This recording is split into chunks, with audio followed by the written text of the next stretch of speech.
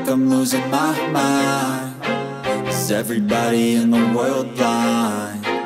Please, Lord, give me a sign, a sign.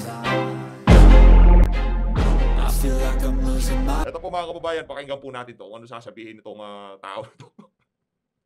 Wait lang. Ang purpose nitong advertisement na napanood po ninyo is to bring into public discussion. Pwede na ba natin pag-usapan? Ang purpose daw ng TV advertisement na yon para mapakita sa ating mga kababayan kung pwede nang pag-usapan itong charter change. Ang tagal na, no? Ang tagal nang gustong pag-usapan yung charter change na yan. Ilang administrasyon na hindi nagwawagi kasi mga merong vested interest yan nagsusulong dyan. Ang tanong, kung hindi ba nagsalita itong si Speaker Martin, sasagawa ba kayo o gagawa ba kayo ng advertisement na kagaya ng ginawa nyo na yan? Yun lang naman yun eh. Kung hindi, saan galing yung pondo na pinambabayad dyan sa TV ad na yan? Dapat po talaga, yung mga mainstream media, hindi po tinatanong to. Hindi po nila tinatanong kung magkano ang budget ng TV ad na yan, hanggang kailan na gagana yan, hanggang kailan mapapanood ng ating mga kababayan yan. At higit sa lahat, sino ang nagbayad sa pagpapagawa at sa pagraran ng TV ad na yan, at magkano na ang nagagastos ng nagbayad ng TV ad na yan para mapalabas sa mga telebisyon. Diba? Dapat po malaman eh. Kasi pagka ano lang yan, hinayaan lang natin na ganyan, imbis na ganahan yung ating mga kababayan dito sa charter change na to, mawawalan po ng gana ang ating mga kababayan. Dahil kung yung mga mismo nagtutulak dyan sa charter change na yan, hindi po natin matanong yung kanilang mga budget. Paano pa po kaya natin sila pagkakatiwalaan dito sa ating konstitusyon? Naku po, problema yan. Doon pa lang, sabi ko, sana man lang. Hindi, mali. Maling video. Ito yung tama, okay. Yung People's Initiative to amend the Constitution. Panahon na ba? At kung pwede na, ano ba gusto ninyong isama doon sa mga ipopropose na mga amendments? Teka. Parang mali ata yan. Mali ata yan, sir. Nagpapapirma na po sila.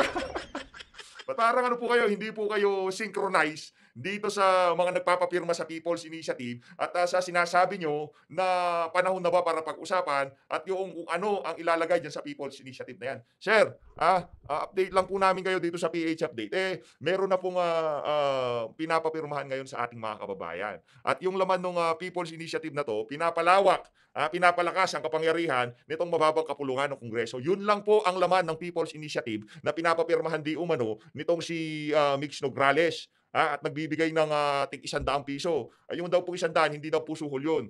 Incentive ang tawag doon. Parang, mag-usap-usap muna kayo, ha? Kasi yung pinipirmahan ng ating mga kababayan na People's Initiative, meron na doon.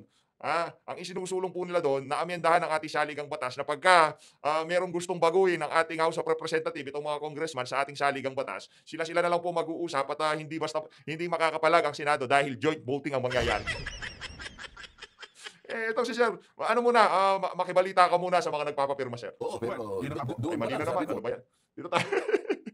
So, yun po yun. Sir, ang second question is, sino yung nasa likod? Are you using government funds? Hindi po. This is a private initiative. We are a private, small law office. Halo-halo na. Merong public initiative, private puro PI. Private, public, meron pang Congress initiative, politician initiative. Ano ba talaga? Ginugulo nyo na usapan eh. Ano ba talaga? Sino ba nag-initiate niyan? Who represents PIRMA and other similarly minded individuals. Teka. Mga kababayan, itong si dating presidential spokesperson, Harry Roque, in-interview po yung mga nasa likod ng PIRMA organization. Yung nag-organize ng People's Initiative nung mga unang panahon, nung matagal na po yun. Itinanggi po nila na sila ang nasa likod ng TV ad na yan. Hindi daw po ang PIRMA ang nasa likod ng TV ad na yan, sir. Na gusto din pong tumulong at isulong ang public consultation for People's Initiative to amend the Constitution. Ano ka naman, sir? Late ka naman sa usapan eh. Kayo, inahain nyo muna sa ating mga kababayan by using television itong People's Initiative at magbibigay ng inputs itong ating mga kababayan kaugnay dito sa issue na to. Pero ang problema po, sir, meron na pong umiikot na dokumento. Ito si Maro.